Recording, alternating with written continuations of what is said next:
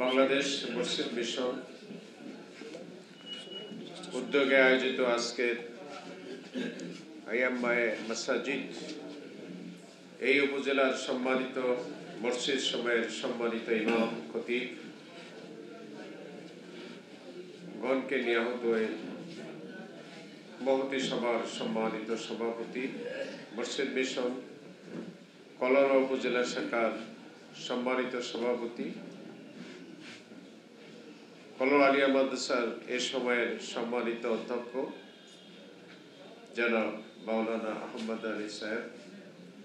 আজকে ঘোষণাটা একটু আগে হয়ে গেল, কিন্তু আমি মনে করি আজকে এই বরেণ্য অনুষ্ঠানের সম্মানিত প্রধান অতিথি বা প্রধান আলোচক হিসেবে আমাদের উদ্দেশ্যে দিক নির্দেশনা দিবেন দক্ষিণ বাংলার প্রবীণ আলেমে দ্বীন ঐতিহ্যবাহী ঝাউডাঙ্গা মাদ্রাসার সুদীর্ঘ সময়ের সম্মানিত অধ্যক্ষ কলারোয়া জামে মসজিদের প্রায় 55 বছরের সম্মানিত খতিব, কখনো ইমাম, বাংলাদেশ মসজিদ মিশনের সাতক্ষীরা জেলা শাখার সম্মানিত পরম সম্মানিত সভাপতি আমাদের শ্রদ্ধেয় মুরব্বী হযরত মাওলানা আব্দুল বারী সাহেব। আমাদের এখানে আজকে অতিথি হিসাবে আরেকজন বরেণ্য আলেমে দ্বীন উপস্থিত আছেন, আমাদের সাতক্ষীরা জেলা জামাতের জেলা কমিটির অন্যতম সদস্য, সুদীর্ঘকালের এই কলারোয়া উপজেলার সম্মানিত উপজেলা আমির, প্রখ্যাত বাগ্মী হযরত মাওলানা ওমর আলী সাহেব। স্টেজে বসে আছেন কলারোয়া উপজেলার ইসলামী আন্দোলনের এ সময়ের সম্মানিত জিম্মাদার জয়নগর ইউনিয়নের সাবেক চেয়ারম্যান জনাব মাওলানা কামারুজ্জামান। উপস্থিত রয়েছেন আমাদের পার্শ্ববর্তী বাগাছড়া ফাজিল মাদ্রাসার সাবেক অধ্যক্ষ জনাব মাওলানা ফারুকি ভাই। উপস্থিত আছেন আরো অনেক গণ্যমান্য ব্যক্তিবর্গ, বিভিন্ন মসজিদের সম্মানিত পরম শ্রদ্ধেয় ওলামা ইকরাম, ইমাম সাহেব এবং অন্যান্য মুসলিয়ান ইকরাম। আমি আমার পক্ষ থেকে, সাতক্ষীরা ইসলামী আন্দোলনের পক্ষ থেকে আপনাদেরকে আন্তরিক শুভেচ্ছা ও অভিনন্দন জ্ঞাপন করছি। আমার নামটি যেভাবে ঘোষণা হয়েছে সে ব্যাপারে আমার অনুভূতির কথা একটু আগেই আমি ব্যক্ত করলাম। আজকে এই সময় আমার একই সাথে দুইটি এই ধরনের অনুষ্ঠানে অংশগ্রহণের জন্য আমি অনুরোধ বা রিকোয়েস্টেড ছিলাম। একটি হচ্ছে পারুলিয়াতে আমাদের মূল সংগঠনের একটা গুরুত্বপূর্ণ অনুষ্ঠানে আমাকে যেতে হবে, সেখানে জামাতের কেন্দ্রের তথা অঞ্চলের এবং জেলা নেতৃবৃন্দ আমার জন্য অপেক্ষমান আছে। আবার আপনাদের এখানে এই ধরনের একটা চমৎকার অনুষ্ঠান, এবং গতকাল সন্ধ্যার পরে কি আগে আমার শ্রদ্ধেয় মুরব্বী মাওলানা আব্দুল বারী সাহেব চাচি বললেন, বাবাজি আমাদেরটা মনে আছে তো? আমি তখন ইন্না লিল্লাহ পড়ে ফেলেছিলাম, আমার তো মনে নেই, ডায়েরিতে লেখা ছিল না। তো যে কারণে আমি আপনাদের আহ্বানে সাড়া দিয়ে এখানে আসতে পেরে আল্লাহ তাআলার শুকরিয়া আদায় করছি, আলহামদুলিল্লাহ। এবং আপনাদের জন্য একটু শুভেচ্ছা রেখেই আপনাদের অনুমতি নিয়েই আমি আমার পরবর্তী ডেস্টিনেশনে গন্তব্যস্থলে আমি চলে যেতে চাই ইনশাআল্লাহ। প্রিয় সাথীগণ, কোরআনুল কারীমে আপনারা যেহেতু আল উলামা ওয়ারাসাতুল আম্বিয়া, আপনারা মসজিদের সম্মানিত হেফাজতকারী ইমাম খতিব, আপনাদের কাছে আমার মতো লোকের বক্তব্য শোভনীয় নয়, তবুও দায়িত্বের খাতিরে একটু দৃষ্টি আকর্ষণ করতে চাচ্ছি। সেটি হলো এই, আনাকিমুদ্দিন ওয়ালা তাতাফাররাকু ফি, দিন কায়েম করো, এ ব্যাপারে কোনো প্রকার মত পার্থক্যের মধ্যে যেও না। বিশ্বনবী মুহাম্মদ সাল্লাল্লাহু আলাইহি সাল্লামের মাদানী জিন্দেগীর শেষের দিকে মক্কা বিজয়ের 2 বছর পর বা 1 বছর পরে রজব মাসে মসজিদের আবাদ কারা করবে, তাদের কি কোয়ালিটি থাকতে হবে, সেগুলোকে সামনে রেখে আল্লাহ তাআলা সূরা তাওবার মধ্যে বেশ কিছু সংখ্যক আসমানি বাণী পাঠিয়েছেন, যার অংশ বিশেষে এরকম কিছু কথা আছে। আউযু বিল্লাহি মিনাশ শাইতানির রাজিম, বিসমিল্লাহির রহমানির রহিম। আজআলতুম সিকায়াতাল হাজ ওয়া ইমারাতাল মসজিদিল হারাম কামান আমানা বিল্লাহি ওয়াল ইয়াউমিল আখির ওয়া জাহাদা ফি সাবিলিল্লাহ লা ইয়াস্তাউনা ইনদাল্লাহ ওয়াল্লাহু লা ইয়াহদিল কাওমাজ জালিমিন। এই লম্বা আয়াত এবং লম্বা শানে নজুল, যার সারাংশ শিক্ষা হলো এই: তোমরা যদি স্বয়ং বাইতুল্লাহ কাবাঘর সেইটার সেবা এবং রক্ষণাবেক্ষণের মধ্যে নিজেদেরকে মশগুল রাখো, আর একটি গ্রুপ যারা আল্লাহর প্রতি ঈমান এনে, রাসূল করিম সাল্লাল্লাহু আলাইহি ওয়াসাল্লামের প্রতি ঈমান এনে, যারা হিজরত করে মদিনায় চলে যে যুদ্ধ বিগ্রহ সংগ্রাম, একের পর এক একটা যুদ্ধের রক্তের দাগ শুকাতে না শুকাতেই আরেকটি যুদ্ধের দাগ চলে আসতেছে, তারা সেখানে এইভাবে জান মাল অকাতরে আল্লাহর রাস্তায় উৎসর্গ করে দিচ্ছে। আর তোমরা খানায়ে কাবা বাইতুল্লাহ ঘরে 5 ওয়াক্ত নামাজ পড়তেছো, কাবা ঘরের সেবা করতেছো, রক্ষণাবেক্ষণ করছো, বিরাট কাজ তোমরা করতেছো। নিঃসন্দেহে শুনে রাখো হে ঈমানদার সম্প্রদায়, কিয়ামত পর্যন্ত ঈমানের দাবিদার যারা হবে, এই 2 শ্রেণীর মানুষের মর্যাদা আল্লাহর কাছে এক নয়। লা ইয়াস্তাউনা ইনদাল্লাহ, মর্যাদা এক নয়। বরং পরবর্তী আয়াতাংশে বলা হয়েছে এরকম ভুল ধারণার মধ্যে থাকবে যারা, তাদের মতো জালেমদেরকে আল্লাহ হেদায়েতই দেবেন না। সরাসরি কোরআনুল কারীমের সূরা তাওবার 18 নম্বর আয়াত। এই আয়াত যখন নাজিল হয়েছিল তখন সাহাবীদের মধ্যে কান্নার রোল পড়ে যায়। পরবর্তী আয়াতের মাধ্যমে সেই কান্না বিরতি ঘটে। তাহলে এই 2 শ্রেণীর লোক, কোন শ্রেণীর লোক? যারা আল্লাহর দ্বীন প্রতিষ্ঠার জন্য মক্কা থেকে বিষয় সম্পত্তি, ব্যবসা বাণিজ্য, চাকরি বাকরি ছেড়ে মদিনায় চলে গেছে। মহানবী সাল্লাল্লাহু আলাইহি সাল্লামের নির্দেশে আল্লাহর দ্বীনকে পৃথিবীতে প্রচার এবং প্রতিষ্ঠার টিকিয়ে রাখার জন্য অকাতরে জীবন দিচ্ছে, রক্ত দিচ্ছে, সম্পদ দিচ্ছে। আর মক্কার কিছু মানুষ, যেহেতু তারা অষ্টম হিজরির পরে মক্কা বিজয়ের সময় থেকে পাইকারি হারে বুঝিয়ে না বুঝে ইসলাম গ্রহণ করলো, তারা মনে করলো এত মারামারি কাটাকাটি গন্ডগোলের কি দরকার, আমরা বাইতুল্লাহ এই ঘরে 5 ওয়াক্ত নামাজ পড়বো, এই ঘরের মুতাওয়াল্লির দায়িত্ব পালন করব, কাবা ঘরের মসজিদ পরিচালনা কমিটির সভাপতি সেক্রেটারি হব, ইমামতি হব, ও মারামারি কাটাকাটি ঝঞ্ঝাট ঝামেলা ওর মধ্যে আমরা নেই, এতেই আমরা যথেষ্ট, এতেই আমরা পার হয়ে যাব। এই 2 গ্রুপের ব্যাপারে আল্লাহর বক্তব্য হলো এরা আমি আল্লাহর কাছে এক মর্যাদার, এক অবস্থানের নয়, বরং এই 2টাকে যারা একাকার করে ফেলে নিজেদের মধ্যে আত্মতৃপ্তি অনুভব করবে, আল্লাহ এখানে বলছেন আল্লাহু লা ইয়াহদিল কাওমাজ জালিমিন, এইরকম জালেমদেরকে আল্লাহ তাআলা হেদায়েতই দেবেন না। নাউজুবিল্লাহ। পরবর্তী আয়াতে আল্লাহ তাআলা যখন বললেন আল্লাযিনা আমানু ওয়া হাজারু ওয়া জাহাদু ফি সাবিলিল্লাহ, ফি সাবিলিল্লাহ বিআমওয়ালিহিম ওয়া আনফুসিহিম আযামু দারাজাতান ইনদাল্লাহ ওয়া উলাইকা হুমুল ফাইজুন। পরবর্তী আয়াতে আল্লাহ বলছেন আল্লাযিনা আমানু, যারা যথার্থ ঈমান এনেছে, ওয়া হাজারু, দ্বীনের জন্য হিজরত, সর্বোচ্চ ত্যাগ এবং কুরবানি, নজরানা পেশ করে যারা চলে গিয়েছে, তাদের কাছে বিষয় সম্পত্তি, চাকরি বাকরি, দুনিয়ার পোস্ট পজিশনের চাইতে আল্লাহর দ্বীনকে বিজয়ী করাকে তারা গুরুত্বপূর্ণ মনে করে, জীবনের চাইতে গুরুত্বপূর্ণ মনে করে, সব ফেলে দিয়ে চলে গেছে। চলে যায় কি করছে? আল্লাহর জমিনে আল্লাহর দ্বীন প্রতিষ্ঠার জন্য জান এবং মাল দিয়ে সংগ্রাম করছে। আযামু দারাজাতান ইনদাল্লাহ, আমি আল্লাহর কাছে মর্যাদার দিক থেকে তারাই হলো সবার উপরে। সম্মানিত হযরত উলামায়ে কেরাম, ওয়া উলাইকা হুল ফাইজুন, তারাই হবে সফল কাম। ইউবাশশিরুহুম রাব্বুহুম বিরাহমাতিন মিনহু ওয়া রিদওয়ানুম মিনাল্লাহ। আসরা লম্বা হয়ে যাচ্ছে, তাদের জন্য এই খুশখবরি আছে।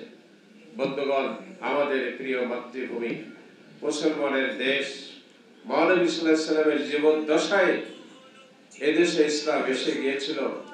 7 সমুদ্র 13 নদীর পারে এই দেশ। আপনাদের মতো দিনের যারা মুবাল্লিগ, দিনের যারা দায়ী, ব্যবসা বাণিজ্য নানা সুবাদে কোথায় সৌদি আরব, আরব সাগর, ভারত মহাসাগর পাড়ি দিয়ে পৃথিবীর বিভিন্ন জনপদে, তখন স্টিমার, ইঞ্জিন চালিত যানবাহন নয়, পালতোলা নৌকায় চড়ে মাসের পর মাস স্ত্রী পুত্র পরিবার পরিজন ফেলে রেখে বাল্লিগু আন্নী ওয়ালাউ আয়া, বিদায় হজের এই ঐতিহাসিক বাণী, একটি কথাও যদি থাকে তোমরা মানুষের কাছে পৌঁছে দাও। ইসলামের ইতিহাস সাক্ষ্য দেয়, মহানবী সাল্লাল্লাহু আলাইহি সাল্লামের যত সাহাবী, তার সিংহভাগ সাহাবী রওজা কবর মক্কা মদিনায় নয়, কারণ আল্লাহর নবীর এই আদেশ পালন করার জন্য সারা পৃথিবীর বিভিন্ন জায়গায় তারা ছুটে বেরিয়েছিলেন। সেখানেই দিনের আলো, দিনের বারতা প্রচার করতে করতেই সেখানেই তারা পৃথিবী থেকে চলে যায়, সেখানেই তাদের সমাধি স্থল রয়ে গেছে। প্রিয় হাজরিন, তো তারাও দিনের দায়ী ছিলেন, আপনারাও সেই কাজটি করছেন। আপনারা মহানবী সাল্লাল্লাহু আলাইহি সাল্লামের ওয়ারিস। ইসলাম পৃথিবীতে যতটুকু টিকে আছে আপনাদের ওসিলায় টিকে আছে। প্রিয় হাজরিন, আল্লাহ তাআলা আপনাদের খেদমতকে কবুল করুন। সবাইয়ের ব্যবধানে এই বাংলাদেশে আল্লাহর দ্বীন প্রতিষ্ঠার যে পরিবেশ সৃষ্টি হয়েছে, এদেশের ইসলামী আন্দোলনের শীর্ষ নেতৃবৃন্দের ফাঁসির দড়িতে ঝুলিয়ে হত্যা করা হয়েছে। তারা হাসতে হাসতে আল্লাহর দ্বীনের জন্য জীবন উৎসর্গ করে আল্লাহর কাছে ফিরে গিয়েছেন। আল্লাহ তাদের শাহাদাতকে কবুল করুন। এখন অবস্থার মধ্য দিয়ে রক্তক্ষয়ী সংগ্রাম এদেশে হয়েছে।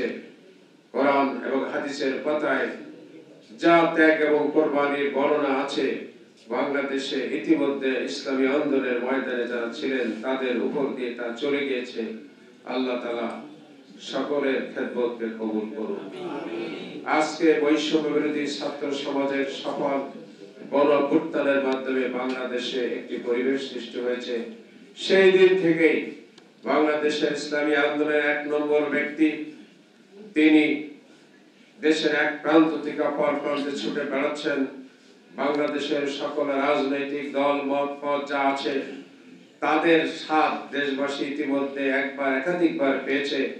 দেশের সচেতন মানুষ, চিন্তাশীল মানুষ, সৎ মানুষরা মনে করে দেশে আর এই দলের পালাবদল আমরা দেখতে চাই না। একটি ইসলামী শক্তির উত্থান হোক, এটা আমরা দেখতে চাই। সেই জন্য সমমনা সকল ইসলামী দল, ডানপন্থী দলকে নিয়ে বাংলাদেশে আল্লাহর দ্বীন প্রতিষ্ঠার ডাক জামাত ইসলামী তথা দেশের ইসলামী আন্দোলনের মূল ব্যক্তি ডাক দিয়েছে। দেশের এক প্রান্ত থেকে অপর প্রান্তে ছুটে যাচ্ছেন তিনি, দল মত নির্বিশেষে লক্ষ জনতার ঢল। আমির জামাতের মুখনিসৃত কিছু কথা, কিছু বাণী, আগামী দিনের বাংলাদেশ কেমন হবে তার বক্তব্য শুনে দেশবাসীর স্বপ্ন দেখছে। এমত অবস্থায় আমরা এদেশের মানুষ, যিনি যে পেশার, যে পর্যায়ে, যেখানে যে ভূমিকায় থাকি না কেন, বাংলাদেশে আল্লাহর দ্বীন প্রতিষ্ঠার জন্য সর্বোচ্চ ভূমিকা রাখার হকদার বলেন, দায়িত্ব বলেন এদেশের উলামায়ে কেরামের, বিশেষ করে যারা মসজিদে খতিব এবং ইমামের দায়িত্ব পালন করেন। সেই জন্য বাংলাদেশে অরাজনৈতিকভাবে একটি সংগঠনের জন্ম হয়েছে, গড়ে উঠেছে, সেটির নাম বাংলাদেশ মসজিদ মিশন। সমস্ত প্রশংসা আল্লাহ, যিনি দয়া করে মেহেরবানি করে আজকের জুম্মার দিনে এতগুলো আল্লাহর সম্মানিত মেহমানদের নিয়ে মসজিদ মিশনের আজকের এই আলোচনার সভায় সম্মানিত সভাপতি উপস্থিত আছেন আমাদের মাঝে কলারা উপজেলার সম্মানিত আমির। ইতিমধ্যে বক্তব্য রেখে গেছেন সাতক্ষীরা জেলার আমার কলারোয়ার কৃতি সন্তান জনাব শহীদুল ইসলাম মুকুল। উপস্থিত আছেন আমার বন্ধুবর মাওলানা আব্দুল বারি সাহেব। উপস্থিত আছেন মাওলানা ওমর আলী, আমার জেল ফ্রেন্ড। আপনারা যারা এখানে এসেছেন আপনাদের সকলের কাছে আমার বিনীত নিবেদন, বক্তব্য দেওয়ার আর সময় নেই। শহীদুল ইসলাম মুকুল যে বক্তব্য রেখে গেছে এর আলোকে যদি আমরা সবাই যদি জীবন অতিবাহিত করতে পারি তাহলেই কিন্তু সফল কাম হবো, আদারওয়াইজ নট। সম্মানিত ভাইরা, মসজিদ মিশন যে ভূমিকা নিয়েছে, যদি আপনারা সবাই ইমামের সত্যিকারের ইমামের ভূমিকা নিতে পারেন, ইমানের সাথে যদি সত্যিকারের ভূমিকা নিতে পারেন তাহলে আমরা সাকসেসফুল হবো। সম্মানিত ভাই, সময় নেই, শুধু এতটুকু কথা বলি। যেদিন আমাকে ক্রস ফায়ারে ধরে নিয়ে যাওয়া হচ্ছিল সেদিন শুধুমাত্র একটি কথা বলেছিল ওই মঞ্জুরুল আলম এসপি, যে তোমাকে ছেড়ে দিতে পারি সত্য একটা। সে সত্য হলো এই যে তোমাদের মাওলানা আহমদ আলী কোথায় আর কামরুজ্জামান কোথায়, এই দুইজন লোকের কথা যদি বলতে পারো তোমাকে ছেড়ে দিয়ে যাবো। না কোথায়, কিভাবে বলবো? আমি তো কোথায় গেছে 10 কিলোমিটার প্রায় সেই কামরুজ্জামান সাহেবের বাড়ি, আর 7-8 কিলোমিটার আমাদের আহমদ আলী সাহেবের বাড়ি, কিভাবে বলবো বলে? আমার তো কিছু করার নেই। সম্মানিত ভাইরা, সেদিন আমি যদি থানাই বানাই করতাম তাহলে দেখা যায় কিছু সময় বাঁচার একটা সুযোগ সৃষ্টি করা যেত, কিন্তু আমি তার নির্দ্বিধায় অত্যন্ত দৃঢ়তার সাথে ইমানের সাথে আমি বলেছিলাম কি অপরাধ তারা করেছে স্যার একটু বলেন তো, আর আমার কি অপরাধ একটু দয়া করে বলেন। এই কথা বলতে বলতে আমার এলাকার প্রায় 150 লোক জমা হয়ে গেল, এবং সেখানে শুধু আমি একটি কথা বলেছিলাম যে এই সাতক্ষীরা উপজেলার আমাদের এই সাতক্ষীরা জেলার আমাদের সম্মানিত এসপি মহোদয়, আমাদের সকলের অভিভাবক, উনি কি জন্য নিয়ে যাচ্ছেন জানি না, আপনারা কেউ একটি কথাও বলবেন না। আসলে আমার কথা শুনে একজন লোকও কোনো কথা বলেনি, একেবারে পেইন্ট অফ সাইলেন্ট। আমার মনে হয় ওই সময়ের জন্য আমি আল্লাহর কাছে যে সাহায্য চাইছিলাম আল্লাহর ডাইরেক্ট সাহায্য এসেছিল, তাই উনি আমাকে এই থানায় এনে ছেড়ে দিয়ে গেছেন। এ কথা বললাম এই কারণেই, যদি সম্মানিত ইমাম সাহেবরা, মুয়াজ্জিন সাহেবরা, মুসল্লি সাহেবরা ইসলামী আন্দোলনের জন্য মসজিদ মিশনের যে ভূমিকা, এটা যদি আপনারা সবাই পালন করতে পারেন, দৃঢ়তার সাথে ইমান যদি রাখতে পারেন, আমার বিশ্বাস এই কলারা উপজেলায় ফুলে ফলে সুশোভিত হবে এবং আমরা সবাই একত্রিত হয়ে কল্যাণ লাভ করব। আর ওই যে আমার ভাই শহীদুল ইসলাম মুকুল বললো যে আসলে আমরা এই যোগাযোগটা রক্ষা করে ফেলেছি ইতিমধ্যে যে বেনামাজিদের সাথে আর আওয়ামী লীগের কিছু লোকজনের সাথে, যার কারণে আমাদের সব ইমানের ঘাটতি হয়ে গেছে। আমি অনুরোধ করব যে দয়া করে আপনারা এমন ভাবে চলাফেরা করবেন, কোরআন হাদিসের আলোকে জীবন গড়বেন, কোন বাতিলের সাথে আপনারা সম্পর্ক স্থাপন করবেন না। এই দত্ত আহ্বান থেকে আমি আপনাদের কল্যাণ কামনা করছি। সম্মানিত ভাইরা, আজকে মসজিদের সাথে সংশ্লিষ্ট খতিব, ইমাম, মুয়াজ্জিন, পরিচালনা পরিষদের ব্যক্তিবর্গদের সমন্বয়ে অনুষ্ঠিত এই সমাবেশের সম্মানিত সভাপতি, সম্মানিত অতিথিবৃন্দ, সম্মানিত ইমাম, মুয়াজ্জিন, মসজিদ সংশ্লিষ্ট ব্যক্তিবর্গ, আল্লাহ শুকরিয়া যে বাংলাদেশ মসজিদ মিশন যা ডাকে আমরা এখানে একত্রিত হয়েছি। আমি অনুরোধ করব যে বাংলাদেশ মসজিদ মিশনের প্রতিষ্ঠাকাল, মসজিদ মিশনের লক্ষ্য উদ্দেশ্য কোন সময় ছিল, কিভাবে ছিল, কেন ছিল, এগুলো ইমাম হিসেবে আমাদের সকলেরই জানা প্রয়োজন। এই জন্য আমি অনুরোধ করব যে এটা তো বক্তৃতার মাধ্যমে সম্ভব নয়, ইঙ্গিত দেওয়া মাত্র। বাংলাদেশ মসজিদ মিশনের লক্ষ্য উদ্দেশ্যটাকে আমাদের সকলকে ভালোভাবে জানতে হবে। পরবর্তী কথা হচ্ছে যে বাংলাদেশ মসজিদ মিশন স্বাধীনতা উত্তর বিগত 15-16 বছর আমাদের জীবন যেভাবেই গেছে, এরকম একটা অবস্থার মুখোমুখি ইসলাম, ইসলামী আন্দোলন, ইমাম, মুয়াজ্জিন, এক কথা ইসলাম এবং মুসলিম, এরকম একটি বিপর্যয়ের মুখে পড়েছিল। তদানীন্তন ওলামায়ে কেরাম, বিশেষ করে মাওলানা আলাউদ্দিন আল-আজহার, মাওলানা মাহিউদ্দিন খান, এরকম বড় বড় আলেম যারা ইতিমধ্যে দুনিয়া থেকে বিদায় গ্রহণ করেছেন, তাদের চিন্তা ছিল, যেমন এখন শব্দ নিয়ে অনেকেই আমরা তো এখন পণ্ডিত, কি বলেন, বড় বড় লেখাপড়া শিখেছি, অনেক পণ্ডিত আমাদের মধ্যে আছে, যে মিশন শব্দটা কেমন আমাদের জানতে হবে, যে মিশন শব্দটা কেন এখানে দেওয়া হয়েছিল। কারণ এমন একটি শব্দ মসজিদের সাথে জড়িয়ে গিয়ে অনেক গবেষণা চিন্তার পরে যে ইসলামের দুশমন এবং ইসলামের শত্রু যারা, তারা যেন আকার ইঙ্গিত বুঝতে না পারে যে আমাদের লক্ষ্য উদ্দেশ্যটা কি। এই জন্য এই মিশন শব্দটি এর সঙ্গে জড়িয়ে ওই সময় প্রতিষ্ঠিত হয়েছিল। মূলত লক্ষ্য উদ্দেশ্য যে প্রত্যেকটি মসজিদে নববীর আদলে গড়ে তোলা। আমরা যারা ইমামতি করি, মুয়াজ্জিনি করি, আমাদের অনেকেরই ধারণা নাই যে মসজিদে নববী আল্লাহ রসুলের নিজে হাতে গড়া মসজিদ কেন্দ্রিক আল্লাহ রসুল কি করতেন, কি করেছেন, কি করার জন্য বলেছেন। আজকে আমাদের মনে রাখতে হবে যে আকিমুদ্দিন ওয়ালা তাতাফাররাকু, এই ব্যাপারে কিন্তু সারা দুনিয়ার উলামায়ে কেরাম, মুতাকাদ্দিমিন বলেন, মুআখিরিন বলেন, আগের পরের সকল যুগের উলামায়ে কেরাম ঐক্যমত, এতে কোনো দ্বিমত কারণ নাই। এবং এই হক প্রতিষ্ঠার ক্ষেত্রে আমরা যারা যদি খেয়াল করি, যারা অবদান রেখেছেন পৃথিবীতে, তাদের জীবন ইতিহাস পড়লে দেখা যাবে যে অধিকাংশই তো ইমামতি করতেন, অধিকাংশই তো মাদ্রাসার প্রিন্সিপাল ছিল না, অধিকাংশ তো ফরকারিয়া মাদ্রাসার বড় হুজুর ছিল না, অধিকাংশই তো কোনো আলেম ওলামা, কোনো নিজামী শিক্ষক বা কোনো মাদ্রাসার মুতামিম ছিল না। কিন্তু অধিকাংশ না, সবাই ছিল হকপন্থী এবং আল্লাহর দ্বীন প্রতিষ্ঠার ক্ষেত্রে বড় বড় খাতে। এই জন্য আমাদেরকে একটা জিনিস বুঝতে হবে যে হযরত ইমাম আবু হানিফা রাহমাতুল্লাহ আলাইহি উনি কোন মসজিদের খতিব ছিলেন, কোন মসজিদের ইমাম ছিলেন?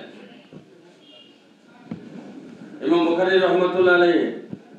এইভাবে সকল ইমাম এবং আইম্মায়ে কেরাম যারা পৃথিবী থেকে আল্লাহর দ্বীন জমিনে প্রতিষ্ঠার জন্য ভূমিকা রেখেছেন, তারা কোন মসজিদের ইমাম ছিলেন, কোন মসজিদের খতিব ছিলেন, তাই দায়িত্ব পালন করেছেন, কোন মাদ্রাসার প্রধান ছিলেন, কোন মাদ্রাসার মুতামিম ছিলেন, কোন মাদ্রাসার দায়িত্ব কমিটির সদস্য ছিলেন, তাই করেছেন। কিন্তু সকলের জীবন এক জায়গায় একটা, সেটা হলো আল্লাহর দ্বীন আল্লাহর জমিনে প্রতিষ্ঠার জন্য হক পন্থী এবং হকের পক্ষে থাকা। এজন্য আমি ইমাম হই আর না হই, একজন আলেম, একজন ওলামা হিসাবে কিন্তু এই এক জায়গায় আমাদের দায়িত্ব থেকে আমরা দায়িত্ব এড়িয়ে যেতে পারি না। তারপরেও আল্লাহ শুকরিয়া যে একটা প্ল্যাটফর্ম আমাদের জন্য আল্লাহ কবুল করেছেন। যারা ইমাম, যারা খতিব, কি বলেন, যারা ইমাম, যারা খতিব, আমাদের লক্ষ্য উদ্দেশ্য থাকবে যে এই মসজিদে আমার এই এই মসজিদটাকে মসজিদে নববীর আদলেই যদি গড়তে হয়, তাহলে এখন সুযোগ এসেছে, সেটা হলো মসজিদ কমিটিতে সংস্কার আনা এবং সেখানে ভূমিকা রাখা, এবং মসজিদ কেন্দ্রিক, কি বলেন, শুধু টাকা জমায় রাখে, এটা মসজিদের উন্নয়ন নয়। কি সমাচার?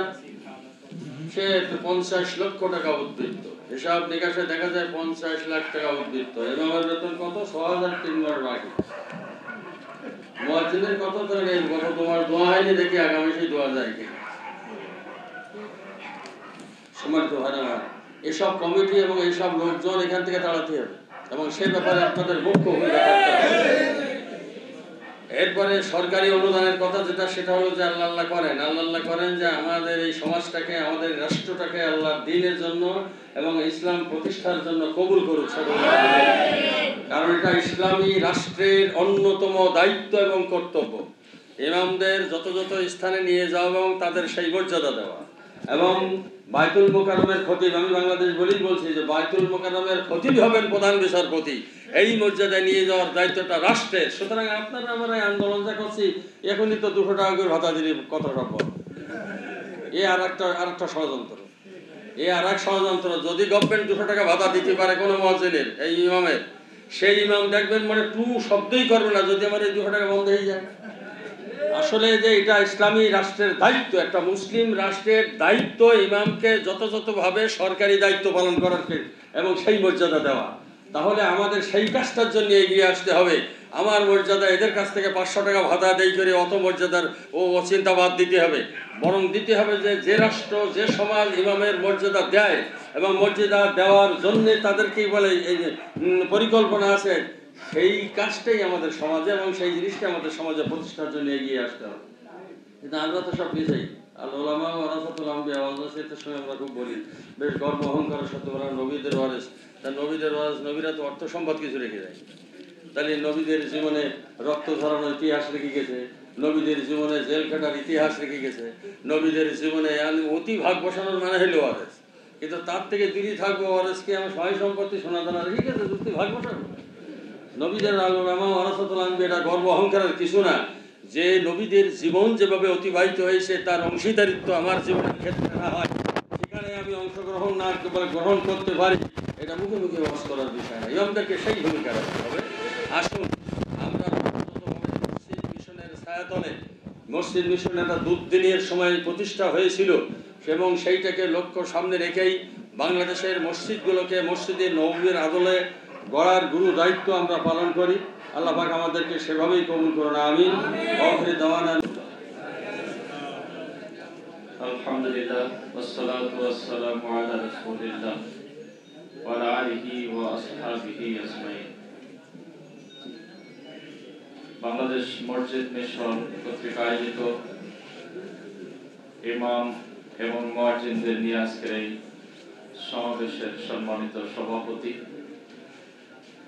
বরেণ্য প্রধান অতিথি, সাতক্ষীরা জেলা মসজিদ মিশনের প্রধান উপদেষ্টা, ইসলামী আন্দোলনের সাতক্ষীরা জেলার রাহবার জনাব উপাধ্যক্ষ শহীদুল ইসলাম মুকুল, মঞ্চে বিশেষ অতিথির আসন অলঙ্কৃত করেছেন হাজারো আলেমের উস্তাদ, জারডোঙ্গা সিনিয়র মাদ্রাসার সুযোগ্য অধ্যক্ষ, মসজিদ মিশন বাংলাদেশ মসজিদ মিশন সাতক্ষীরা জেলার সম্মানিত সভাপতি জনাব অধ্যক্ষ মাওলানা আব্দুল বারী সাহেব, মঞ্চে উপবিষ্ট আছেন আমার শ্রদ্ধাভাজন উস্তাদ, এই জনপদের দীর্ঘদিনের রাহবার বিশিষ্ট আলেমে দ্বীন জনাব মাওলানা আবুল সাহেব, মঞ্চে উপবিষ্ট আছেন বাংলাদেশ জামায়াত ইসলামী কলরপুর শাখার সম্মানিত আমির জনাব ডাক্তার ইউনুস আলী বাবু, উপস্থিত আছেন শ্রমিক কল্যাণ ফেডারেশনের কলর উপজেলা শাখার সম্মানিত সভাপতি জনাব মাওলানা রুহুল কুদ্দুস সহ অন্যান্য অতিথি মণ্ডলী, সামনে উপবিষ্ট আমার একান্ত শ্রদ্ধার ইমাম, খতিব এবং মুয়াজ্জিন ভাইরা, সুধী মণ্ডলী, আবারও আপনাদেরকে আমার ইসলামী সম্ভাষণ সালাম জানাচ্ছি। আসসালামু আলাইকুম ওয়া রাহমাতুল্লাহ। আল্লাহ পাকের কাছে শুকরিয়া আদায় করছি যে মাবুদ আপনাদেরকে নিয়ে যে অনুষ্ঠান, সেই অনুষ্ঠানে আল্লাহ পাক আপনার আমার আসার সুযোগ করে দিয়েছেন। এত বড় একটি বরকতপূর্ণ এবং মর্যাদার অনুষ্ঠানে আল্লাহ পাক আমাকে কবুল করেছেন, আপনাদেরকে কবুল করেছেন। এই জন্য সেই মহান রবের দরবারে শুকরিয়া আদায় করছি, আলহামদুলিল্লাহ। সম্মানিত উপস্থিতি, আমরা অনেক আলোচনা শুনেছি, আসলে আলোচনার আর কিছু নেই। একটি কথা আমরা বলতে পারি,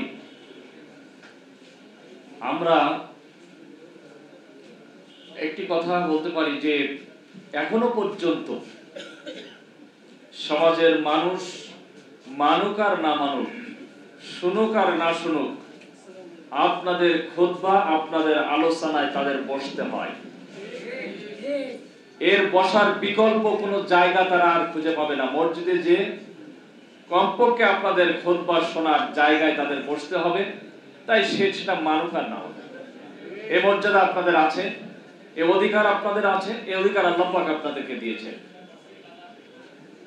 কিন্তু একটি জায়গায় আমরা দেখি যে ইমাম হচ্ছে কমিটির ইমাম, মসজিদের নয়, কমিটির ইমাম।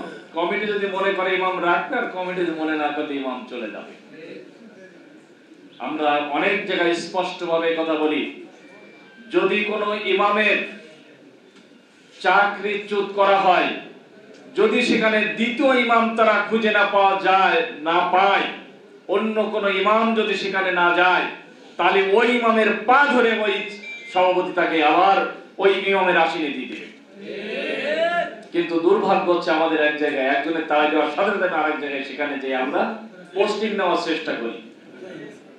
এটা আমরা ভাইয়ের দরদ বুঝি না, ভাইয়ের কষ্ট বুঝি না। কি অপরাধ? অপরাধ হচ্ছে সে কোরআন হাদিসের সঠিক আলোচনা করে, তাই কোরআন হাদিসের আসল কথাগুলো সে বলে। এটা হয়তো সভাপতির বিপক্ষে যায়, সেক্রেটারির বিপক্ষে যায়, ক্যাশিয়ারের বিপক্ষে যায়। আমার হুজুর বলেছেন যে সবচেয়ে অবহেলিত একটি পদ, এই সমাজের সবচেয়ে অবহেলিত একটি পদ হচ্ছে ইমামের পদ।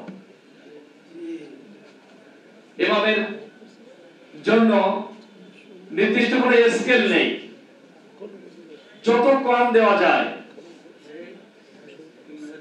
আজকের ওই মসজিদের সভাপতি যদি কোনো সরকারি কর্মচারী বা সরকারি কোনো কর্মকর্তা থাকে অনেক জায়গায়, তার ঈদের বোনাস হচ্ছে মনে করেন 30,000 টাকা কি 40,000 টাকা তার ঈদের বোনাস। তো এই ঈদের বোনাস দিয়ে তার ঈদ করে, আর ওই ঈদের একদিন আগে ইমাম সাহেবকে একেবারে ঘটা করে, আমার তাকে জানা মতে ঘটা করে মসজিদে মুসল্লিদের সামনে তার সম্মানিত দেওয়া হয় 6,000 কি 7,000 টাকা। ঈদের আগের দিন রাত্রি দেওয়া হয়, অর্থাৎ তার বাজার করা এবং মিষ্টি মিঠাই কেনার মতন কোন পরিবেশও সেদিন আর থাকে না, এত অবহেলিত ভাবে রাখা হয়। এই জন্য সম্মানিত ভাইরা, কেউ কারোর অধিকার দিয়ে দেয় না। পৃথিবীতে সন্তান, শিশু সন্তানকে মায়ের কাছ থেকে অধিকার আদায় করতে হয় কান্নার মাধ্যমে। যদি সে না কান্দে, যদি সে কান্নাকাটি না করে, মাও তারে দুধ দেয় না। অথচ মা চেয়ে তার আপনকেও দেয়, পৃথিবীতে আছে। তাহলে মায়ের কাছ থেকে শিশু কান্নার মাধ্যমে তার যেমন অধিকার আদায় করে নেয়, আপনাদেরকে ঐক্যবদ্ধ ভূমিকার মাধ্যমে ইমাম মুয়াজ্জিনদের অধিকার আদায় করতে হবে। যদি সেটা আমরা নিতে পারি, সেই ঐক্যবদ্ধ অবস্থানে যদি আমরা আসি, তাহলে কিন্তু আমাদের অধিকার আদায় করা সম্ভব। সরকার কবে ভাতা দেবে কি দেবে না ওটার বিষয় নয়, কিন্তু আপনার যে পরিশ্রম, আপনার যে সম্মান, সেটা সেই সম্মানের জায়গায় আপনাকে প্রতিষ্ঠিত থাকতে হবে। ইমাম শুধুমাত্র মসজিদের ওই 4 দেওয়ালের মধ্যে ইমাম, এই ইমামতি করার মধ্যে কোনো বরকত নেই। ইমাম হতে হবে, তিনি যেমন মসজিদের ইমাম, তিনি তেমনি সমাজের প্রতিটি কাজের ইমাম। প্রতিটি কাজ সম্পাদন হবে ইমামের চিন্তায়, ইমামের সিদ্ধান্তে, তাহলেই না ইমাম প্রতিষ্ঠিত হবে। রাসূল করিম সাল্লাল্লাহু আলাইহি সাল্লাম খেলাফত যারা খলিফা ছিলেন, হযরত আবু বকর, হযরত ওমর, ওসমান, এভাবে যারা খেলাফতের দায়িত্ব পালন করেছেন, তারা যেমন মসজিদে নববীর ইমাম ছিলেন, তেমনি তারা রাষ্ট্রেরও ইমাম ছিলেন। তাদের কথায় রাষ্ট্র চলতো, তাদের ইমামতিতে মসজিদে নামাজ হতো। কিন্তু আমরা শুধুমাত্র মসজিদের ইমাম হয়ে মনে করি যে আমরা অনেক কিছু হয়ে গেছি বা অনেক কিছু করছি। আসলে তা নয়। আমরা জানি একটি হাদিস আপনারা বলে থাকেন অনেক সময়, আপনারা আলোচনায় বলেন, আপনাদের তো বলে না, শুধুমাত্র আমি একটু স্মরণ করাই দিতে চাই। বনি ইসরাইলের এক আবেদ, যে আবেদকে আল্লাহ রাব্বুল আলামিন তার ফেরেশতার মাধ্যমে গজবে নিবন্ধিত করেছিল। কি জন্যে? সে আবেদ ছিল, সে মসজিদে বসে আল্লাহর গুণগান করত, আল্লাহর গুণকীর্তন করত, কিন্তু সমাজ চাষ করত কারা? ইবলিসে। যে সমাজের মাতব্বর থাকবে ইবলিস, আর মুমিন থাকবে মসজিদের ভিতরে, সেই সমাজের কল্যাণ ওই মুমিনের দ্বারা হবে না। অতএব ওই মুমিনের বেঁচে থাকা আর না থাকার মধ্যে আল্লাহর কিছু যায় আসে না। তাই আল্লাহ বলে দিলেন যে ওরে সদ্য উল্টোই দাও। আজকের আমাদের ইমাম হতে হবে যেমন মসজিদের বাইরেও আমাদের ইমামতির দায়িত্ব পালন করতে হবে। এটা যদি আমরা করতে পারি, এবং যারা এই দায়িত্বে আপনার আমার নিয়ে আসবে, সেই ধরনের ব্যক্তিদেরকেই মূলত সমাজ পরিচালনার দায়িত্বে নিয়ে আসতে হবে। আমাদের আমিরি জামাত কিন্তু মসজিদ মিশনের কেন্দ্রীয় সমাবেশে একটি কথা বলেছেন। সেখানে হচ্ছে এই কথাই তিনি বলেছেন যে ইমামদের বক্তব্য হবে দ্বীন প্রতিষ্ঠার, প্রধান বক্তব্য হবে দ্বীন প্রতিষ্ঠা করা। কারণ দ্বীন প্রতিষ্ঠার এই বক্তব্যের মাধ্যমে ইমামকে এই সমাজের জনমত গঠন করতে হবে, যেটা তারা অবহেলায় করতে পারে। সম্মানিত উপস্থিতি, আপনাদের মর্যাদা এতটুকু আছে, এখনো পর্যন্ত কিন্তু ছুটে আসে আপনাদের কাছে যে ফেতরা কয় টাকা দেব, হুজুর আমার একটা সন্তান হয়েছে, একটু গালে ভাত দেবো, আপনার বরকতের হাত দিয়ে একটু গালে ভাত দিয়ে দেন। এ মর্যাদা আপনাদের আছে না? হ্যাঁ, হুজুর আমার কুরবানি করব, কুরবানি তো যার কুরবানি সেই করা উচিত, কিন্তু তারা মনে করে যে হুজুরির দিয়েই কুরবানি করলে একটু বরকত বেশি হবে, তাই ইমাম সাহেবকে ডেকে নিয়ে যায়। তাহলে এই যে মর্যাদা আপনাদের দেয়, এই মর্যাদা নিয়ে বসে থাকলে হবে না। দ্বীন প্রতিষ্ঠার আন্দোলনে, সংগ্রামে অগ্রণী ভূমিকা পালনের মাধ্যমে ইমাম মুয়াজ্জিনদের প্রকৃত অধিকার আদায় করার সংগ্রামে আমাদের লিপ্ত হতে হবে। এইটা যদি আমরা করতে পারি তাহলে ওই সরকারিভাবে আমাদের ভাতা আসবে, সামাজিকভাবে আমরা মর্যাদাবান হব এবং মসজিদে আমাদের কথা মতো চলবে। আমার অধীনে থাকবে কমিটি, আমার কমিটি ইমামের কমিটি হবে, কমিটির ইমাম হবে না। ইসলাম কখনো কমিটির ইমাম পছন্দ করে না, অনুমতি নেই, বরং ইমামের কমিটির মাধ্যমে মসজিদ কিভাবে চলবে সেটা ইমাম দেখবে। আসুন আমরা সেই জায়গায় আমাদেরকে প্রতিষ্ঠিত করার চেষ্টা করি, আমাদের চিন্তা চেতনা দিন প্রতিষ্ঠার কাজে নিয়োজিত করি এবং তার মাধ্যমেই আমাদের স্বীয় মর্যাদা, আমাদের অধিকার, আমাদের মর্যাদা এটা আল্লাহ রাব্বুল আলামিনের যেন প্রতিষ্ঠিত করেন, সেই আল্লাহর কাছে সেই দোয়া করি এবং আপনাদের সুস্বাস্থ্য কল্যাণ কামনা করি। আল্লাহ পাক আপনার আমার সকলকে দিনের জন্য কবুল করুন, আমিন। কমিটি ঘোষণা করবেন এবং ইউনিয়ন কমিটির নাম ও তালিকা সহ দুটো ইউনিয়ন এখন বাকি আছে, ঘোষণা করবেন। সবার নাম রেজিস্ট্রেশন চলছে, এরপর আমরা কমিটির আরও পরিসর বাড়াবো ইনশাল্লাহ। সাথে সাথে আমরা একটা উদ্যোগ নিতে চাই, মসজিদ ইমামের মাধ্যমে, মসজিদ মিশনের মাধ্যমে আমরা জনগণের কাছে কিছু সেবা দিতে চাই, পারবো না ইনশাল্লাহ? সবাই জোরে বলেন। এবং আজকের আমাদের প্রথম সেবা দিয়ে শুরু হচ্ছে, এটা আবেদন করছিলাম আমি আর শাহিন ভাই একজনের কাছে, যে একজন মেয়েছিলি গরিব মানুষ ছাত্রী, তিনি মেডিকেলে চান্স পেয়েছেন, লেখাপড়া খরচ পাচ্ছে না, এই মুহূর্তে আর্থিক অনুদান মসজিদ মিশনের একজন উপদেষ্টা ব্যবস্থা করেছেন, ঘোষণা দিচ্ছেন জনাব শেখ শাহজাহান আলী শাহিন। সামনে আসো, সামনে নিয়ে আসো। বিসমিল্লাহির রহমানির রহিম। আসসালামু আলাইকুম ওয়া রাহমাতুল্লাহি ওয়া বারাকাতুহু। আমার প্রিয় কলারোয়া আলিয়া মাদ্রাসার ভারপ্রাপ্ত অধ্যক্ষ মহোদয় এবং আজকের অনুষ্ঠানের সম্মানিত সভাপতি ইতিমধ্যেই আমাদের ছোট্ট অংশ বিশেষটি আপনাদের সামনে বলেছেন। আপনারা সকলেই জানেন মিডিয়ার কল্যাণে যে আমাদের বোয়ালিয়া গ্রামের বোয়ালিয়া কলেজের একটি ছাত্রী মেডিকেলে ভর্তির সুযোগ পেয়েছেন। এটি খুব অসহায় এবং এই ভর্তির জন্য তার প্রাথমিকভাবে যে টাকার প্রয়োজন সেটিও সংস্থান করার মতন আর্থিক সঙ্গতি তার পিতারে নেই। এই আবেদনটি আমরা করেছিলাম দুর্নীতি দমন কমিশনের পরিচালক কলারোয়ার অন্যতম কৃতি সন্তান জনাব খান মিজানুল ইসলাম সেলিমকে। তিনি এই মেয়েটির ভর্তির জন্য নগদ 20,000 টাকা আমার কাছে পাঠিয়েছেন। সেই মেয়েটিকে সাথে নিয়ে এসে যখন বললাম যে বাংলাদেশ মসজিদ মিশনের ইমাম মুয়াজ্জিনদের একটি সম্মেলন মাদ্রাসায় হবে, উনি বললেন যে এই অনুষ্ঠানের মধ্য থেকে ওই মেয়েকে আপনাদের কাছে দোয়া চেয়ে নেবে এবং এই আর্থিক অনুদানটি খান মিজানুল ইসলাম সেলিমের ভাই সোহাগ ভাই থেকে তুলে দেবে। তো আমি ছোট্ট করে ওই মেয়েটি নাদিরা জাস্ট আপনাদের সামনে দোয়া চেয়ে নিচ্ছেন। 1 সেকেন্ড, নাদিরা খাতুন তাড়াতাড়ি এসো। ও শুধু দোয়া চেয়ে, মেয়েটির বাবাও আছে, মেয়েটি শুধু দোয়া চেয়ে নেবে আপনাদের কাছ থেকে। এই যে ধরো, এইটা ধরো, এপাশে এসো, এপাশে এসো, ধরো ধরো ধরো ধরো। আচ্ছা তোমার ধরা লাগবে, তুমি কথা বলো, আমি ধরছি।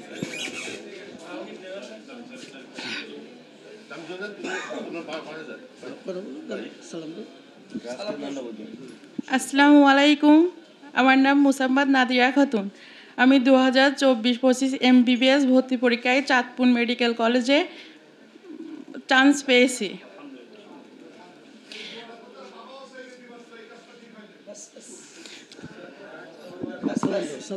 আসসালামু আলাইকুম। আসসালামু আলাইকুম। মসজিদ মিশনের উপদেষ্টা পরিষদের নাম মোহতারাম জনাব মাওলানা কামরুজ্জামান, মাওলানা ওসমান গনি, মাওলানা আসাদুজ্জামান ফারুকি। এরপরে কমিটির নাম ঘোষণা করা হচ্ছে মোহতারাম মাওলানা আহমদ আলী সভাপতি, মাওলানা আব্দুল গফুর সহসভাপতি, মাওলানা আব্দুল সবুর সহসভাপতি, মৌলভী আব্দুল সামান সহসভাপতি, মুফতি আবু জাফর সেক্রেটারি, মাওলানা হাদিউজ্জামান সহকারী সেক্রেটারি, হাফেজ মাওলানা ইমাম হাসান সাংগঠনিক সম্পাদক, হাফেজ মাওলানা জাহিদুর রহমান সহকারী সম্পাদক, হাফেজ মাওলানা আবুল কালাম আজাদ বাইতুল মাল সম্পাদক, হাফেজ মাওলানা ফয়সাল প্রচার সম্পাদক, হাফেজ জাহাঙ্গীর আলম পাঠাগার সম্পাদক, মাওলানা ইমামুল দাওয়া সম্পাদক, মুফতি একরামুল ইসলাম মাদ্রাসা সম্পাদক, আবিদ হাসান ওলামা সম্পাদক, ওসমান গনি কয়লা কৌমি ও আরবি বিভাগ, জিএম সালাবউদ্দিন সাংস্কৃতিক ও অফিস সম্পাদক, মাওলানা মহসিন গদখালি আহলে হাদিস মসজিদ। এই নামগুলো আপনাদের সামনে আজকের সভাপতির নির্দেশক্রমে এখানে আপনাদের সামনে প্রচার করা হলো। আল্লাহ কবুল করুন। আপনাদের দ্বিমত আছে নাকি কোনো? সবাই রাজি আছেন তো ইনশাল্লাহ? আল্লাহ কবুল করুন। যারা নামগুলো ঘোষণা হয়েছে, বাকি যারা হননি, তার অর্থ এই নয় যে আপনারা দায়িত্ব থেকে অব্যাহতি পেয়ে গেলেন, এরকম মনে করার কিন্তু কোনো কারণ নেই। যে ওনাদের নাম হয়েছে ওনারাই কাজ করবেন এরকম মনে করার কোনো কারণ আছে? তো আলহামদুলিল্লাহ, যাদের নাম ঘোষণা করা হয়েছে একটু কষ্ট হলেও দাঁড়িয়ে মেহেরবানি করে যদি একটু সালাম বিনিময় করতেন, মনে হয় অনেকেই খুশি হতো, আল্লাহও খুশি হবেন। দাঁড়ান, যাদের নাম ঘোষণা হয়েছে কমিটি তারা একটু দাঁড়ান, যদি যারা আছেন। জি সবাই দাঁড়ান। মহসিন জামাই কই?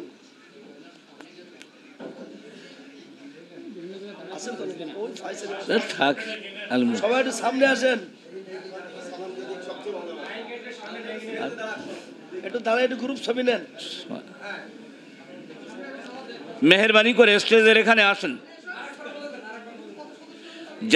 যাদের নাম ঘোষণা করা হয়েছে আল্লাহর হস্তে 17 সদস্য বিশিষ্ট, মেহেরবানি করে একটু সামনে আসলে অসুবিধা নেই কোনো। এই দিকে ফিরে তাকাতে হবে, ওইদিকে এদিকে সবাই তাহলে আসেন, সবাই যাও, তুমি যাও, মাঝখানে থাকো। সময় কিল না করে একটু তাড়াতাড়ি করে শেষ করলে হয়। ইমাম সাহেবেরা সবাই ব্যস্ত।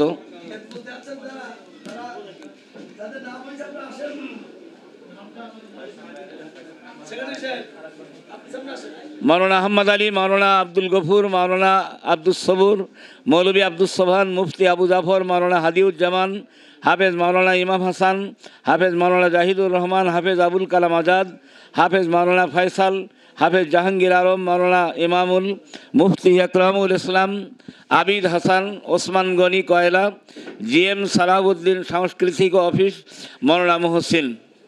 এই 17 সদস্য বিশিষ্ট কলারা উপজেলার রত্নদেরকে এখানে দায়িত্ব অর্পণ করা হলো।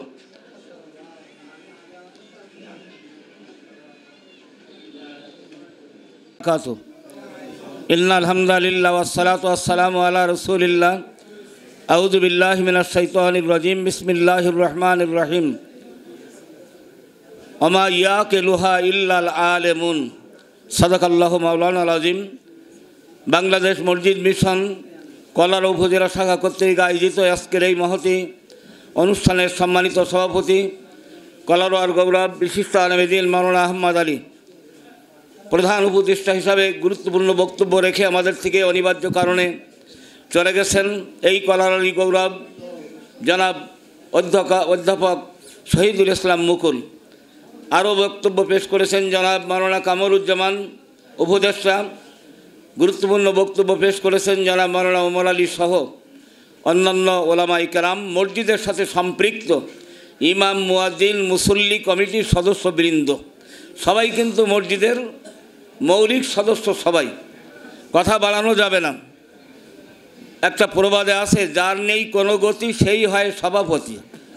শুনেছেন না আপনারা? আমার মনে হয় এখানে যারা আছেন আমার থেকে বয়সে বেশি কেউ হবেন বলে আশা করা যাচ্ছে না। তো আমি বক্তৃতা রাখতে চাইলাম 1973 সালে বাংলাদেশের যে করুণ চিত্র ছিল, যারা নূতন আছেন অল্প বয়সে তাদের মনে থাকার কথা না। ড্রেনের মধ্যে কুকুর আর মানুষ দুর্ভিক্ষের কারণে একসঙ্গে খেতে বাধ্য হয়েছিল। যে জাতি আল্লাহর নিয়ামতকে ভুলে যায় সে জাতির এইভাবেই আল্লাহ পরীক্ষা করেন। দারাবাল্লাহু মাসালান কারিয়াতান কানাত আমিনাতাম মুতমাইন্না ইয়াতিহা রিজকুহা রাগাদাম মিন কুল্লি মাকান ফাকাফারাত বিআনউমিল্লাহ ফাযাকাহাল্লাহু লিবাসাল জুই ওয়াল খাউফে বিমা কানু ইয়াসনাউন। এখানে কোরআনের হাফেজ আছেন আর আলেমরা সবার জানা। আমরা ভালো ছিলাম কিন্তু আমাদের সহ্য হয়নি। আমরা তালের মতো সুপারির লোভ পেলাম, গরুর গাড়ির মতো জেলাপির খবর পেলাম, আর পথে ঘাটে খাওয়ার বিছানো থাকবে খেয়ে পারলি হলো। বিভিন্ন অসংলগ্ন প্রলোভনের দ্বারাই এ জাতিকে ধ্বংসের পথে ঠেলে দিয়ে এই জাতিকে ভারতের একটা করদ রাজ্যে পরিণত করার ব্যবস্থা করা হয়েছে। পরম সম্মানিত উপস্থিতি, দুর্ভাগ্য হলেও আল্লাহ তাআলা মেহেরবানি করেছেন জাতির পরে। আমি একটি কথা বলে শেষ করার নিয়ত করছি, সেটা হচ্ছে এই যে নব্য স্বাধীনতা আমরা পেলাম, এর পিছনে অসংখ্য যুবক তরুণী এবং অসংখ্য ভাই বোনদের ত্যাগ এবং কোরবানি এবং পঙ্গু হওয়া, এই লোকগুলো যদি কাল কিয়ামতে আপনার আমার বিরুদ্ধে নালিশ জানায় যে আল্লাহ আমরা জীবন দিলাম, দেহ দিলাম, অঙ্গ শেষ করলাম, অথচ এই জাতি ইচ্ছা করলে সুযোগ পেয়ে ইসলামী আন্দোলনের মাধ্যমে এই দেশকে কোরআনের দেশে পরিণত করতে সম্ভব ছিল। এ দায়িত্ব যদি আমরা পালন করতে ব্যর্থ হই, জানি না আল্লাহর কাছে আমাদের মাপ পাওয়া সম্ভব হবে কিনা। রাগ করলেন কেউ আমার পরে? আমরা কি সবাই সিদ্ধান্ত নিতে পারি? আমাদের সংখ্যা কিন্তু কম নেই। আল্লাহ কোরআনে বলেছেন, কাম মিন ফিয়াতিন কালিলাতিন গালাবাত ফিয়াতান কাসিরাতাম বিইذনিল্লাহ। দুনিয়ার মানুষ সংখ্যার ভিত্তিতে বিচার করে, আর আল্লাহর বিচার সংখ্যার ভিত্তিতে নয়। ঠিক না বে ঠিক? তারপর আমাদের সংখ্যা কম নেই। এই বাংলাদেশে কমপক্ষে 5 লক্ষ মসজিদ আছে না? একজন ইমাম থাকলে কয় লাখ হলো? একজন মুয়াজ্জিন থাকলে 10 লাখ। তাদের একটা করে বউ যদি থাকে, কারোর তো 2-3টা আছে, ওটা বাদই দিলাম। তাহলে এরপরে তাদের কমিটির মধ্যে 2-5 জন যে তাদের সহযোগী নাই, এটা বলা যাবে? তাহলে দেখা যাবে কোটির ঊর্ধ্বে চলে যাবে। এই মানুষগুলো ঐক্যবদ্ধভাবে যদি আমরা সিদ্ধান্ত নিতে পারি, রাজপথে আর কেউ দাঁড়াবার সুযোগ পাবে না ইনশাআল্লাহ। দরকার একটা জিনিস, আল্লাহর কথা অনুযায়ী ওয়াতাসিমু বিহাবলিল্লাহি জামিয়া। আমি একটা রসিকতার গল্প না করে পারি না। বারান্দায় শুয়ে আছে, রাস্তার ধারে গরিবের ঘর, শীতকাল, পৌষ মাস, 2 ভাই শুয়ে আছে। এক ভাই 18 বছর বয়স আর এক ভাই 14 বছর বয়স। গরিবের লেপ খাটো, ওই শীত থেকে বাঁচবার জন্য লেপ টানাটানি শুরু করেছে ঘুমের মধ্যে। এখন 2 জনে যখন টানাটানি শুরু করেছে, ঘুম থাকে, ঘুমের থেকে উঠে ঝগড়া বাঁধানো শুরু করেছে। পথ দিয়ে যাচ্ছিল এক টাউট, চিন্তা করলো জায়গা তো নেই শোয়ার, দেখি কাজটা পাওয়া যায় কিনা। সে লাভ দিয়ে উঠে বলছে, এই গভীর রাত্রে তোরা মারামারি করিস কেন? বলে আমার লেপ টেনে আমার ঘুম ভাঙাচ্ছে। ও বলে আমি না, ওই বলে আমি সালিশ করে দিচ্ছি, তোদের কোনো চিন্তা নাই, তোদের একেবারে ইনসাফ ভিত্তিক বিচার করতেছি। এই বলে ওই টাউট 2 ভাই শুয়েছিল, ওদের মাঝখানে দিয়ে শুয়ে পড়লো। বলে যত অসুবিধা হয় আমার হোক, তোদের যাতে অসুবিধা না হয়। আজকের আমাদের অনৈক্যের কারণে, মশলাবাজি করে বিভিন্ন ক্ষুদ্র ক্ষুদ্র বিষয় নিয়ে মতানৈক্য করার কারণে আজকের আমাদের এই সর্বনাশ। এদেশের ইমাম, মুসল্লি, মসজিদে যেগুলো থাকে, এইগুলোই যদি আমরা ঐক্যবদ্ধভাবে কাজ করতে পারি, বাংলাদেশে কোনো নাস্তিক মোরতাদের স্থান হবে না ইনশাআল্লাহ। পরম সদ্য উপস্থিতের জন্য সর্বপ্রধান যে কর্তব্য বলে আল্লাহ ঘোষণা দিয়েছেন, আমরা কি সবাই একমত হব? এই যে টাকা পয়সার কথা বলছেন, হাসির খোরাক না যুগেই পাচ্ছে না। 20-25 বছর হবে এই কলার এক মাহফিলে গেলাম, তো হাফেজ সাহেব বলছেন, হুজুর আমার একটু অনুরোধ করে দেবেন কমিটিকে, যদি কিছু বাড়াই টাড়াই দেয়। আমি বললাম বেতন কত? বলে 70। বলে শোধ আছে তো? বলে 18 মাস বাকি। 70 টাকা বেতন পেয়ে 18 মাস যদি বাকি থাকে, ওর তো মেরে ফেলা উচিত ছিল। আপনাদের চিন্তা করতে হবে, হুজুর দিয়ে কোরবানি করাই নাই, গরু ছাগল ওখান থেকে বেরিয়ে এসে তারা হুজুরদের কোরবানি করার জন্য চেষ্টা করে। ঠিক না বে ঠিক? ফাঁসিতে ঝোলাই নাই আলেমদেরকে, তাদেরকে নির্যাতন দেয় নাই। এই জন্য ওরা সুবিধাবাদ জিন্দাবাদ এই কর্ম করে তারা। এই জন্যে আপনারা মন খারাপ করবেন না, খালি ওই যেটা মাওলানা ওমর আলী সাহেব বলেছেন খালি টাকার জন্য চিন্তা করার দরকার নাই। যার কাছে কোরআন আছে তার দুনিয়ার সব কিছু আল্লাহ দিয়েছেন। আল্লাযীনা উতুল ইলমা দারাজাত, আমার কথা না আল্লাহর কথা। আপনাদের মর্যাদা আল্লাহ বেশি দিয়েছেন, এটা টাকার বিনিময়ে পাওয়া যায় না, ঠিক না বেশি? তো আমি আপনাদের কাছে বিনয়ের সাথে হাত জোড় করে আবদার রাখবো যে আমরা সবাই খুঁটিনাটি মশলা নিয়ে কোনো মতপার্থক্য না করি। আমরা সবাই ঐক্যবদ্ধভাবে যদি চেষ্টা করতে পারি, মসজিদগুলো যদি আমরা মসজিদে নববীর আদলে এটা তৈরি করতে পারি অল্প সময়ের ব্যবধানে, যেহেতু আলেমদের ভূমিকাই এই বাংলা ভারত উপমহাদেশের জন্য উজ্জ্বল নক্ষত্র মাওলানা শওকত আলী, মাওলানা মোহাম্মদ আলী, শহীদ তিতুমির, তাদের খেদমতের কারণে আজ এই পর্যন্ত বাংলাদেশ পৌঁছেছে। বিগত দিনেও যে সমস্ত আলেম ওলামাদেরকে কারাগারে নির্যাতন দেওয়া হয়েছে, ফাঁসির মঞ্চে ঝোলানো হয়েছে, তারাও এই জাতির জন্য এই ত্যাগ কোরবানি করলেন। জীবনের মায়া তাদের ছিল না? ছিল না। কিন্তু জীবনের থেকে ইমানের গুরুত্ব, এই ইমানের ধারাবাহিকতা বজায় রাখার জন্যে আল্লাহ পাক বিনা খরচে আল্লাহর আহ্বানে মসজিদে মুসল্লিরা আসে, সেখানে আমাদের সুন্দর ভাষায় ভাষাগুলো কর্কশ না হয়। আপনাদের উপদেশ দিচ্ছি না, আমিরে জামাতের পক্ষ থেকে বলা বিষয়গুলো। কিছুদিন আগে ঢাকায় এক প্রোগ্রাম হলো, সেখানে আমিরে জামাত আবদার করেছেন যে আপনারা সুন্দর ভাষায় মানুষকে আহ্বান করবেন। এটা কার মসলা? আল্লাহরই মসলা।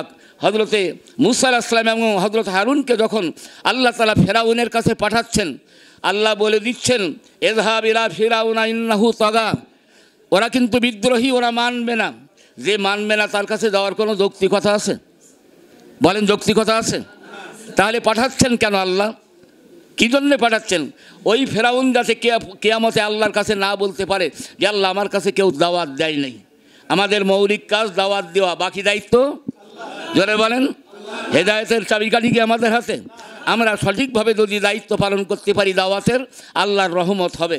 এই জন্য আসুন আমরা আমাদের বাকি জীবন যতক্ষণ আল্লাহ হায়াতে রাখেন আমরা ঐক্যবদ্ধভাবে আমরা আল্লাহর এই হুকুম অনুযায়ী চলবো। নিজেরা আমাদের নিজেদেরকে আগে সংশোধন করতে হবে। রওনকে বজমে সামারা আজ কাওয়াকে কারদাই, রওনকে বজমে জমিরা আজ ওলামা কারদাই। আকাশের নক্ষত্রপুঞ্জ যেমন মিটিমিটি করে আলো দেয়, দেখতে বেমানান হয় না বরং মানানসই। আর জমিনের তারকা সাদৃশ্য হচ্ছে আল্লাহর ওলামায়ে কেরাম। আপনাদের এই মর্যাদা তারকার মতো তৈরি করতে হবে। আসুন আমরা সবাই মিলে ঐক্যবদ্ধভাবে আল্লাহর কাছে কামনা করি। আল্লাহ যখন সুযোগ দিয়েছে, এই সুযোগের সদ্ব্যবহার যদি আমরা না করি তাহলে কিন্তু আমরা ঠকে যাব। এই জন্য সুযোগকে কাজে লাগাতে হবে। আজকের আপনারা আমার জন্য কত খেদমত করতেছে, কিন্তু কিছুদিন আগে তারা কী ছিল তারা? এই সুযোগটাকে কাজে যদি না লাগাই আল্লাহর রহমত থেকে আমরা বঞ্চিত হব। আজকের এই অনুষ্ঠানের ইন্তজাম যারা করেছেন, কষ্ট করে ইমাম সাহেবেরা, মুয়াজ্জিন সাহেবেরা, ওলামায়ে কেরাম যারা এসেছেন, আমি আপনাদের একজন সাথী হিসাবে আপনাদেরকে আন্তরিক মোবারকবাদ জানাচ্ছি। আল্লাহ আপনাদেরকে দীর্ঘ হায়াত দান করুন, আল্লাহ আপনাদের সুস্বাস্থ্য দান করুন, আপনাদের পরিবার পরিজনকে আল্লাহ জান্নাতি চরিত্র নসিব করুন। আপনাদের খেদমতকে আল্লাহ রাব্বুল আলামিন আপনাদের মেধা দিয়ে, যোগ্যতা দিয়ে, দক্ষতা দিয়ে যেন গ্রহণযোগ্য দায়িত্ব পালনের সুযোগ করে দেন। এই উদাত্ত আহ্বান রেখে আমি গুনাহগার আপনাদের পায়ের ধরার অধম আপনাদের কাছে ক্ষমা চেয়ে এবং দোয়া চেয়ে কথা শেষ করছি। আল্লাহ পাক আপনাদের মাধ্যমে এই কলারোয়াকে, অন্য কোনো এলাকা হোক আর না হোক, এই কলারোয়া হবে মদিনা মুনাওয়ারার মানুষের মতো চরিত্রের অধিকারী। সবাই আমরা চেষ্টা করতে পারবেন ইনশাআল্লাহ। আমা তৌফিক ইল্লা বিল্লাহ।